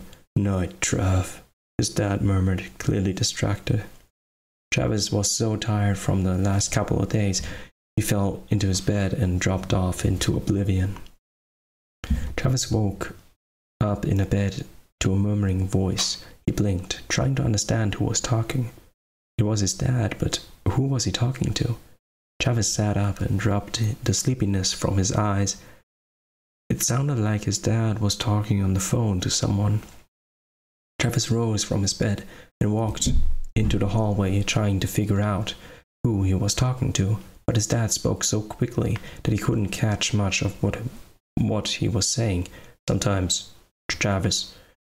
He was talking about Travis. Maybe he was talking to Travis's mom. I know. Travis quickly tiptoed back into his bedroom to get ready for school. As Travis got dressed, he heard his dad leave for work. Travis wondered why they were talking about him. Was it because Travis skipped some classes yesterday and they found out? Was Dad telling Mom how he was disappointed that Travis wasn't putting the work into the school project? He shouldn't be skipping class. He should be helping more with the project. He didn't want to upset his dad or his mom. It's just that everything inside him told him to find a ghost's body. So if he had to miss a few classes, so be it. Once he found the body, it would be all over the school, and his dad would have to understand why he was so distracted. It wasn't easy being haunted. Since he got to school early, there weren't that many kids or teachers there yet. Travis felt it was a good time to see if he could get into the school basement. He strolled over to a door that had a sign posted, "Basement, facility, faculty only, no students allowed." Travis tapped his chin with a finger. Should he be breaking any more school rules? Probably not. Then he threw his hands up. Why stop now? He was, after all, on a very important mission. He checked for the directions of the security camera, was relieved that it was pointed towards the hallway in the opposite direction of the basement. Travis pushed through the door. A creepy cemented stairway led down into the darkness. He took a breath, stepped in, shut the door at his back. Travis blinked a few times, trying to adjust his eyes to the dark. He looked around for a light switch, but he didn't see one. He felt the wall with his open palm as he slowly walked down each step, trying to feel for a switch. Since he stepped down slowly in order not to fall, it took some time to get to the bottom of the stairs. Finally filled the switch and flicked it. A single light dazzled on a long cord from the ceiling. Brighton Middle School must have been around for a long time because the basement appeared really old and dingy. It smelled of rat droppings and stinky mold. The walls were covered with a cracked tile. There were boxes of old books on metal shelves that were shoved against walls, along with a few antique-looking desks. A few rolled-up posters and maps and were stacked in a box in one corner. An ancient furnace was on one wall, and on the opposite was some kind of switchboard that he guessed powered the school's electricity. He walked around the basement area, turning corners into a couple of rooms, but the other rooms didn't seem to have any working lights. As his eyes scanned the darkness, he looked around for large objects that could be shaped like a cabinet, but couldn't find anything similar. Travis was pretty sure the rooms were just filled with more outdated school books. He spotted the shape of a couple of office desks and a few office chairs. Travis turned around and walked back to the center of the basement, searching for the mechanical Sunman, but, of course, it wasn't there either. When am I going to find it? He wondered aloud. Was it even still on the school grounds? It had to be, since the ghost was haunting around the school, right? But there seemed to be so many ghost rules. He was just going by what Grandma had told him. He wasn't sure she was an actual expert on the subject, as opposed to real experts, right? How did people come up with these ghost rules anyway, considering ghosts were dead and not easy to talk to? Suddenly his chest began to grow tight, and he pressed a hand there. His breathing thinned, and he started to panic. Oh no, not again. The ghost was overpowering Travis with its feelings once more. Travis tried to suck in gulps of air. The light bulb burst above him, engulfing him in complete darkness. Scared, Travis spun around, reaching his hands out, attempting to feel his way towards the stairs to get out. He couldn't see anything, couldn't breathe. He needed help. He stumbled forward and tripped on something, falling over. He knocked his knees hard on the stairs. Pain radiated up his shins. The stairway out. Climbed up on his hands and knees. When he got to the door, he stood and pushed it open and rushed out, with his heart pounding fast in his chest. He charged into the middle of the hallway. Kids flooded the floor, getting ready to go to class. He spun around, bewildered, adjusting to the bright sunlight peering through the front doors. Some kids brushed past him, others just looked at him. He wanted to yell, "A ghost is haunting me! Someone, help me, please!" But he couldn't. No one would believe him. No one would likely care. He spotted Marissa walking down the hallway. He stepped toward her to tell her what he just experienced. He needed to tell someone. Marissa, he called to her, but something was different about her. Her head wasn't tilted down at the floor.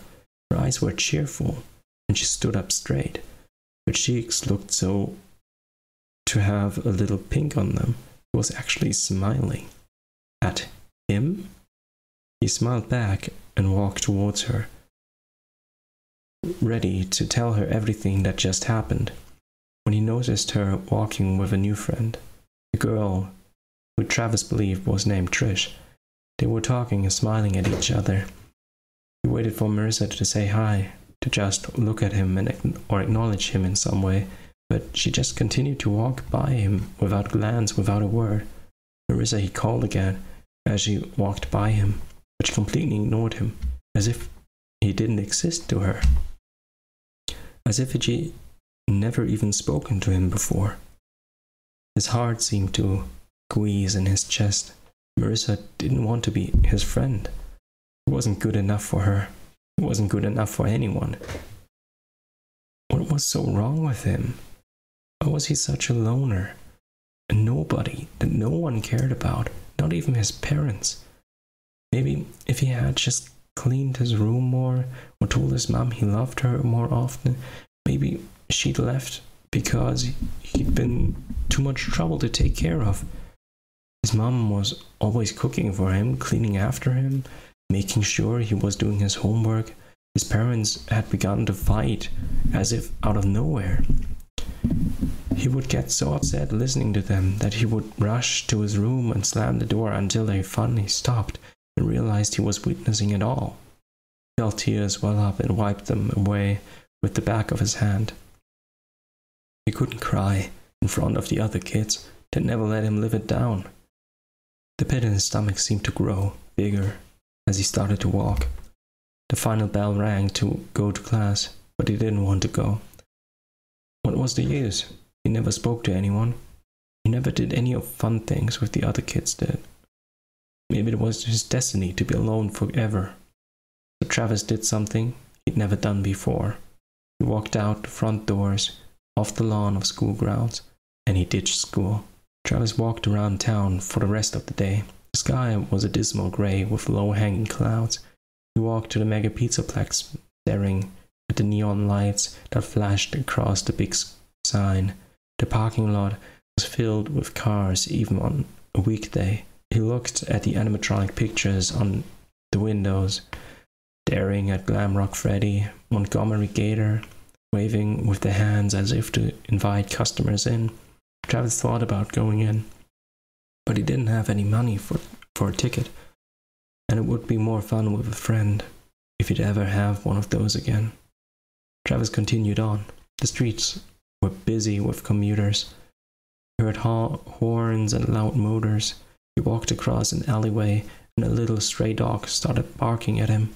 Yeah, you don't want me around either, he told the dog. The little dog just growled at him in response. Travis finally grew tired. He settled at the local baseball park, where there was a field and a small playground. Recreational t-ball, little league teams often practiced here. The park was where Travis would go with his dad to play little league. Since it was during the school day, no teams were playing. However, there were some little kids playing on the playground equipment with their guardians watching nearby. Travis sat under a tree and watched the little kids play on the structure. He remembered when he was little, when his life had seemed so simple. He lived with both his parents together, and he had a couple of friends, and all he thought about was playing outside, eating his favorite foods, watching some cartoons. It was hard to imagine being happy again. As if it had all happened to another kid. He watched the little boy run on the sidewalk towards his dad and fall down hard. He started to cry from scraping his knee. The father came to him and picked him up and gave him a hug. He watched the father talk to the boy as he wiped away his tears. The father tried to make it all better. Travis wished he could talk to his father about his problems, that his dad would help him make everything better again. He wished he could tell him about the ghost. Then they could discover the mystery together. Travis blinked. Why couldn't he do that? Sure, his dad might not believe him, but maybe it was time to have a real heart-to-heart with his dad. Travis was pretty exhausted dealing with everything on his own. Maybe it was time to tell him about the ghost that was haunting him and how he was trying to discover his body to help him move on. And if that went well, he could be truthful to him about feeling so lonely. How everything had changed when Mom left. How sad he'd become, and that he wished they'd spend more time together again. Travis stood up and hurriedly walked home to talk to his dad. Travis had stayed at the park longer than he thought. His dad might be really worried about him. Or if the school had talked to him about him missing the entire day. Jeez. He didn't want his dad to be mad at him. Travis spotted his dad's truck in the driveway and he knew he was likely in the backyard, working on the woodshop project. He had to tell him why he had been so distracted and hadn't helped him with it. Instead of going through the house, he detoured through the backyard gate. He rushed into the yard and stopped dead in his tracks. He dropped his backpack from his hand and his mouth opened, but nothing came out. The mechanical sun man was no longer nearly finished. It was completely destroyed. The cabinet was smashed into splintered pieces. The clump of wood that was for the automaton seemed to have been axed in half. Sawdust and small pieces of wood were scattered on the dry grass. The project that they had begun together was nothing but broken scraps. But why? Stan must have been angrier with Travis than he thought. Travis had really let him down. His hands began to shake and his bottom lip quivered. He wanted to cry, yell. He wanted to pick up all the scraps of wood and throw them all over the yard. Everything seemed to be crashing down around him. He felt like he didn't have control over anything. He didn't know what was going on at school or at home. He felt like everything was slipping out of his grasp, as if he was trying to catch water. The only tangible thing that had any real meaning was to find the ghost's body inside the cabinet. Maybe if he found the body, everything would change and go back to being normal. As if finding the cabinet was the magical key to solving all his problems, he scanned his dad's work table and spotted a small flashlight. He stuck it in his back pocket, spun around, and just took off. He ran out the yard, ran as fast as he could. Tears burned his eyes, and a lump formed in his throat. He had to find the ghost's body. Then his dad would have to understand why he hadn't been helping with the project, why he'd been missing school, why he wasn't acting like his usual self. Once he found the ghost's body, his dad would have to understand. Then everything would be okay. He would love him again. When Travis arrived to school, everyone was gone for the evening. He rattled the door and found them locked up tight. He still hadn't checked the school attic or the storage sheds on the track and field. He fell down on the ground, breathing heavily. He hadn't run that long and fast in a long time. Then he caught his breath. He knew the two sheds on the fields were the only options at the moment. He shoved himself to his feet and headed for the field. He found the first shed easily enough. It was set to the right of the fields and painted bright red. He pulled a small flashlight from his pocket and flicked it on the shed's door. But when he went to open it, there was a large lock hanging from a chain on the door.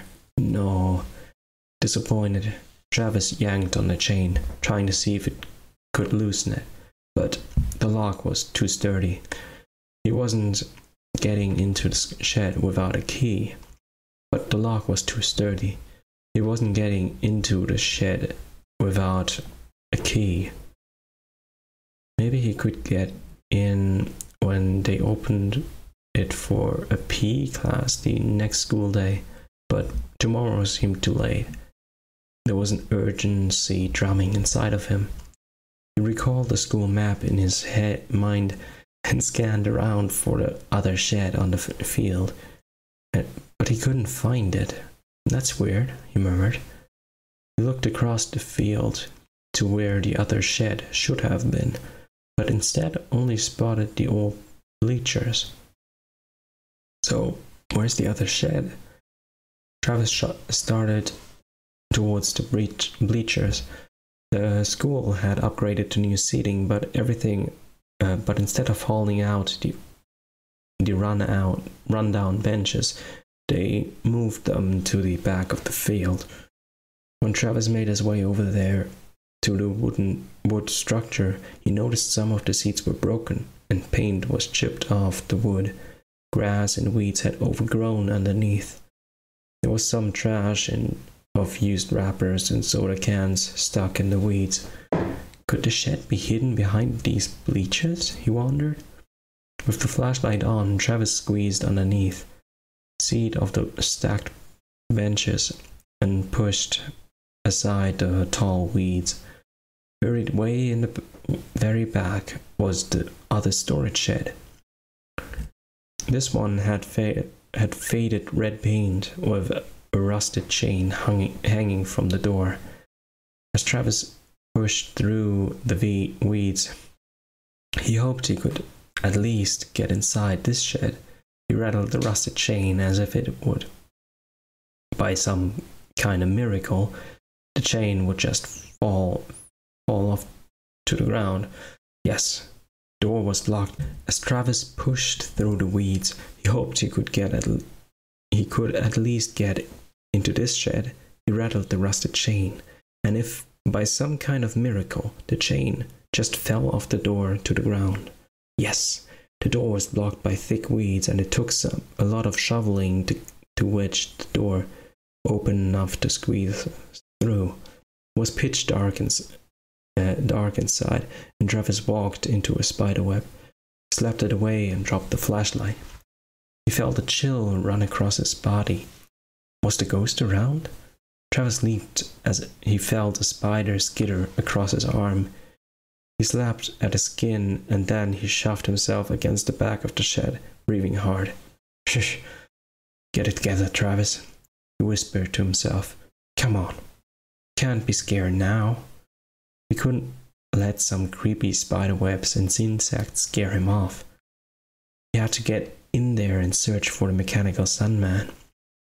He had this gut feeling that he was finally in the right place, that if there really was a body to be found, it would be here in this forgotten storage shed. He took a breath and picked up the flashlight from the floor.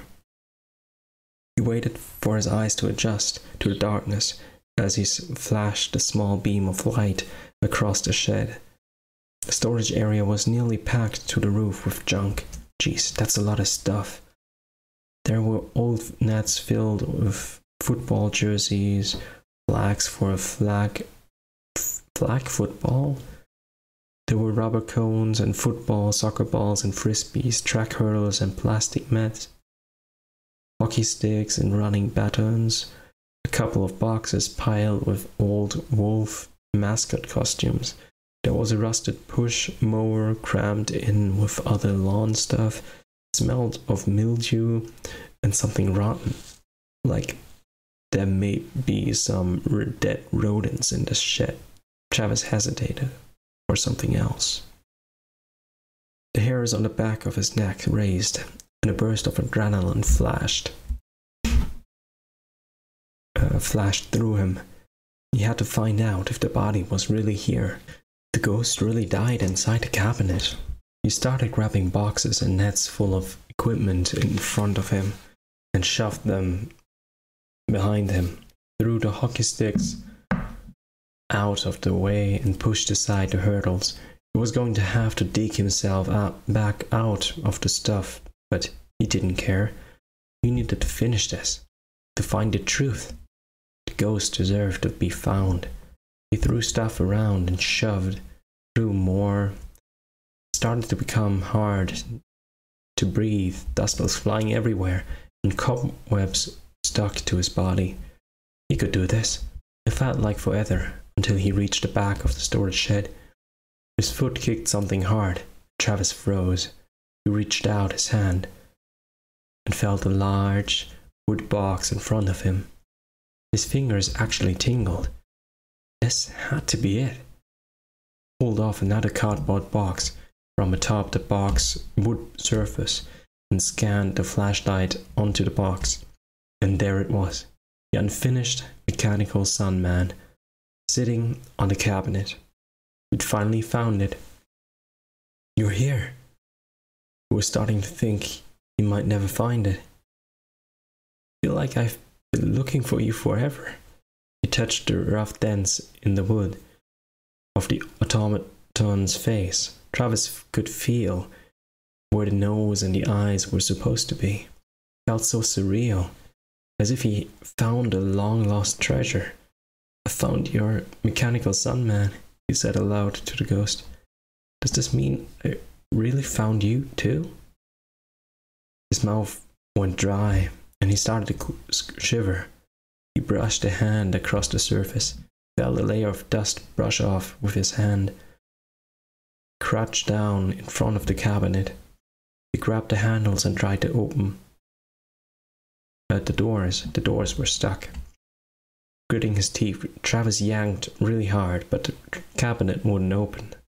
He then gripped the left handle with both hands. The door jerked open and Travis fell backwards. He jerked upright. There was no body. He picked up the small flashlight. He dropped and searched inside the space. Aha! He found the missing library book he'd been looking for. The librarian must have been looking for this for a while. He pulled out the box and set it on top of the cabinet. It was dark inside and a putrid smell had him scrunching his nose. He admired the carpentry work. The wood was strong and sturdy. The cabinet space was a good size for a body to sit in. Curiously, he crawled into the left side of the compartment and pulled his legs up to try to understand what could have happened to the ghost. The cabinet door suddenly slammed shut. Oh no. Oh no, no, no. Travis's eyes widened in shock. His lungs constricted in his chest. The walls suddenly felt like they were closing in on him. No, please, don't lock me in. I've been trying to help you. I've been trying to find a mechanical sunman for you. Sweat broke across his forehead. He hit the cabinet door and the wall beside him hard with his open palms in a panic. Then the wall beside him clicked and shifted down, and there, sitting next to him, was the ghost's dead body. Travis gasped, and speared the light across the carcass. The boy's eyes were sunken into his skull. The skin was paper thin and glued to his bones. The muscles seemed to have shrunken away from his body. The mouth was gaping open, showing his teeth. Travis screamed. Travis's heart pounded in his chest as the scream died off. He tried to calm down. He needed to conserve his air and his energy. He shut his eyes for a moment and breathed slowly in and out through his nose. It's okay. I knew I would eventually find you. I mean, I was hoping. It's just not easy seeing a dead body for the first time. It's traumatizing, I'd say. He scanned the flashlight over the body. He was a typical kid who wore faded jeans and a t-shirt and old tennis shoes. He looked kind of small in the scrunched space, but it could be because the boy was slowly shrinking away. Something strange caught Travis's eye, something that had him frowning. The boy wore a faded and frayed hat, a little leak. A weird feeling overcame him, uneasy, uncertainty. Something didn't feel right. Travis reached out slowly, his fingers trembling, pulled the hat down on the boy's head so Travis could read the logo. Fairhaven Park, Little League. Travis jerked his hand back, stunned, dropped the flashlight.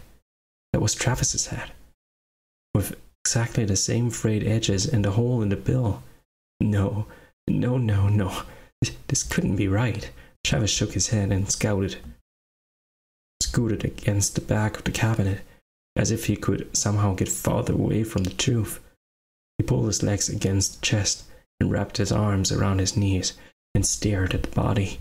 He studied the familiar jeans with the patch on the knee that his mother had mended for him. He looked at the exact same jeans he was wearing. He scanned the plain white tee on the boy. He realized the tees and tennis shoes matched too. Everything was exactly the same, down to the discolored shoelaces. The dead body is my body. The dead body is me. As soon as his mind wrapped around the realization, something clicked. It was as if a key finally fit perfectly into a lock, and the gears shifted, opening up his blocked memories, revealing the truth he hadn't been able to face until now. It was the dead boy from inside the cabinet box. It was the ghost that haunted Brighton Middle School. The memories of Travis's life before he passed away flooded him, and it was as if he was seeing his time as a ghost with a higher perspective. He'd been a shy 7th grader who liked to build things with his hands. He'd chosen to build a mechanical Turk with the automaton as a mechanical Sandman for woodshop class. His mom and dad were happily together at home. Travis was eager to build his unique project all by himself. He told his parents that he was working on a special woodshop project at school, but he wanted to surprise them, so he wasn't going to share any details until it was finished. Travis was so excited. He walked to show his dad how hard he worked on something all by himself. Travis wanted to make his dad proud of him. He did the research, checked out the only book on the topic in the school library, and drew all the sketches, wrote down the notes in his woodshop notebook. He spent weeks building intricate cabinet box with the hidden compartments. One day, when the mechanical Sandman device was nearly finished, he figured he'd try it out. He still hadn't finished carving out the Sandman or making the mechanical instruments and gears to move the arms, but he was eager to see if he could fit comfortably inside the hidden compartment. Flipped into one side of the compartments in the cabinet right after school when Mr. Middlefield had left for the evening. Travis closed the door, seating himself inside.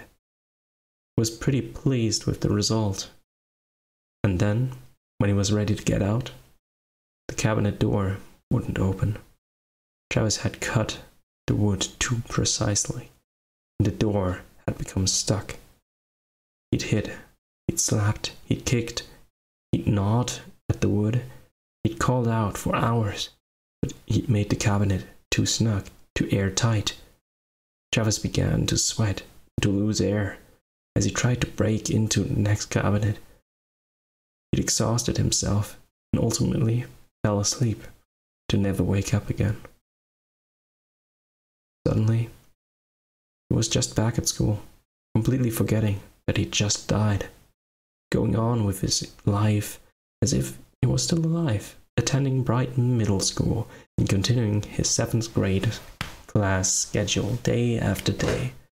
That was why his lunch tab had stopped getting paid. There were no more rides in the Nova. His dad, no more having conversations at dinner. He'd noticed his mom and dad fighting, and he hadn't understood any of it. He'd been so upset with their arguing that he'd slammed the door closed to his new room. They would hear it, but were unable to see him or know that he was there with them in spirit. Marissa was one of the rare gifted ones who could really see Travis. That was why she was so freaked out when he talked to her. Who wouldn't get freaked out by a talking ghost? Who wouldn't want to ignore one when you were trying to be normal? Travis didn't begrudge her one bit for not wanting to be friends with a dead kid who hadn't known he was actually dead. Grandma had been home to finally speak with Travis because she had passed away peacefully in her sleep after Travis went missing. She met with Travis because she kept thinking of her, but in her heart, she knew he needed to find his own answers, like she did. But Dad had built a mechanical automaton device in the background without Travis.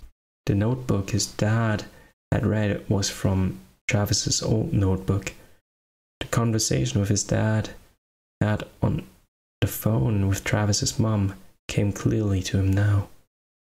Sometimes it feels like Travis is still here with me, talking to me, telling me about his day. I know he could be out there somewhere, but in my heart, I believe he's gone. I've even fixed him dinner out of habit so we can sit together. I know. It's been 2 years, but I looked in his notes, in his notebook. I started to build the workshop project he last worked on before he disappeared. I thought it would make me feel better, but it just brings back so much pain. I need to get rid of it. So his dad had decided to break it all down. I'm actually gone, Travis spoke out loud. Dad? Travis looked at his dead body before him, readjusting his little leak hat back up so he could see his sunken eyes a little bit better in the darkness. The body wasn't very scary after all, he decided. Travis had built the box airtight. No insects could penetrate the box, preserving Travis's body like a mummy. It was just himself, a little shriveled up, but that was okay. I can't believe I didn't realize it for that long. He started to talk with himself. It was like a part of me was missing, and it was you, or it was me. He shook his head, confused. It doesn't matter now, because now can be together. You won't be alone anymore, and neither will I. We'll have each other, always. Pretty cool, huh? Relieved, Travis settled in next to his corpse. For the first time in a while, he didn't feel so alone anymore. In fact, he would never feel alone again. And that was Alone Together.